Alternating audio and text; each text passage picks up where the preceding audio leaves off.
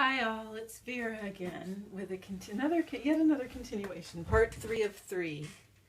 Part 3 of 3. As we move from April into May, as Jupiter turns retrograde, as we've just seen our first black hole with our own eyes. Okay, so this is an all signs reading, and you go back to the first two to get the moons and some other aspects that are going on right now, and then I drew a card for each. You can kind of do a hodgepodge of putting things together with how much you know of your chart. I drew a card for each of the elements, and then now I'm drawing them for each of the modalities. So earth signs, air signs, water signs, and fire signs, and then cardinal signs, and then where I had gotten to was fixed signs, and the fixed signs got the tower. And I had begun to say the tower seemed like a difficult card for the fixed signs because we are fixed. I'm one of them. But looking at, we're coming up to this new moon in Taurus, and it's a lot about breaking free. It's funny that this is kind of Taurus-ish, the devil, with his horns.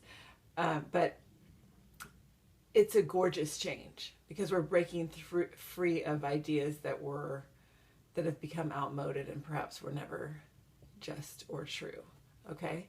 And so we, as fixed signs, hold the space, create the space. The cardinal initiates this gorgeous sun, and then we are the space in which these things occur. Okay? And then I'm going to draw one for the mutable signs.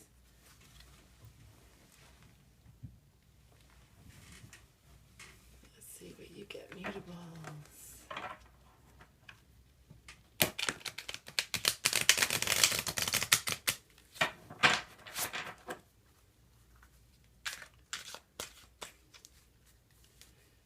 Oh, and you have the Fool. That's so awesome. Joan of Arc as the Fool. So you're just ready for this, this bright, necessary change,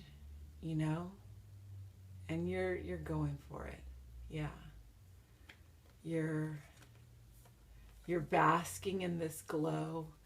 You're releasing what needs to be released, and look at you. And you're listening deeply to yourself and your methods of knowing, just as Joan did under her tree. Okay? And now I'm going to go through it again and draw a couple more cards for each specific sign. Okay? So earth signs, you had the moon, and I'll draw one for each of you. And these here are sort of what's at the forefront of your consciousness or your emotional life or your daily living. And also, if you look back to part 1 of 3, we have this gorgeous day coming up on Sunday. This lucky day with Jupiter, and then we have Jupiter going retrograde. And anyway, you can look back if you want to hear sort of the attendant things happening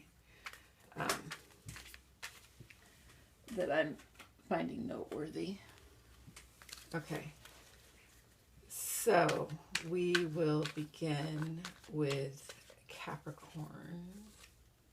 The 10 of Cups. The 10 of Cups. So that is just like this great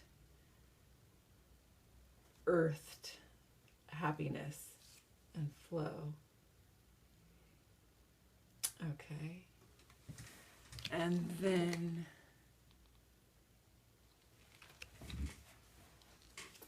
Taurus, you got the 8 of Swords, which is a little rough. It's a worrying card. It's sort of fearful, or there's a clarity, but it's almost like you want to protect yourself with that clarity, the clarity that you have. Don't use that as a defense, That is something you can draw upon, but don't.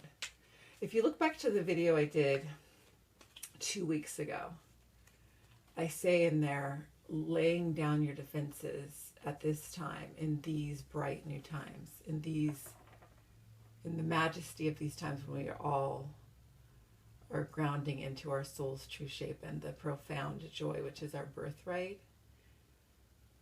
A laying down of your defenses, as the Fool might, is the one of the most, or perhaps the most gorgeous gift you can give yourself. Okay, and then we have Virgo. Virgo, you got, wow, it's similar, the Seven of Swords, so laying down conflict, walking away from conflict. Not that you don't want to be, you know, in your fullness, but that we're moving into times where that it doesn't require conflict to allow yourself to fully and completely be. It will not impinge on others, and others will not impinge on it. And it's also about, again, that moving into new ways of doing things. So there may have been old defenses, there may have been old conflicts, but we move away from those into this almost mysteriously somehow into this great happiness. It may be mysterious to us because of how we've been used to living. Okay, air signs. I'm going to go for another deck just for fun. Okay.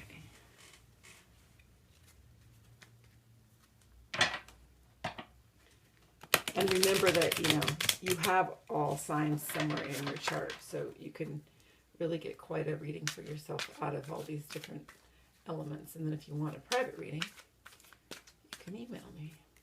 Okay, so air signs, we'll start with Gemini. Something is being offered to you. It's the Four of Cups. And you know, you may release old sorrows. You may release old sorrows. And this king, you know, or you don't have to release them, but don't let them distract you from what is being offered now.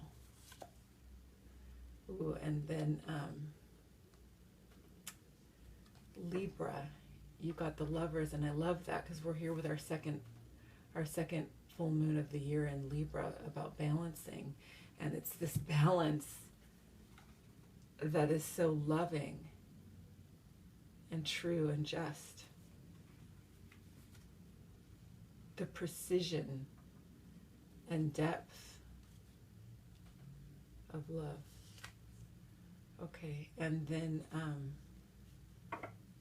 Aquarius, you have you have the Six of Swords, which I have, to me, this is like a herald card of our times as we move into these new times of coming into alignment.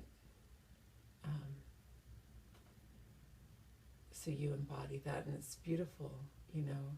You're the water bearer, and then you bear us across these waters into and toward our truest expression, our dreamiest dream life, our dearest dream life, as I said in the title of the first video of this series. Okay, I'm going to quicken up a little bit because I am worried that my phone's been being a little odd, and I want to make sure I get everybody and don't go into a fourth video. Water signs, you have the Hanged Man energy overall. And if you look back at what I said in the other videos, I talked about the grace of both of these, the mystery and the, you know, the moment of pause. And then these are more initiation and flow, and that we're finding this balance. You can go back to the other video if you want to hear all I said. And next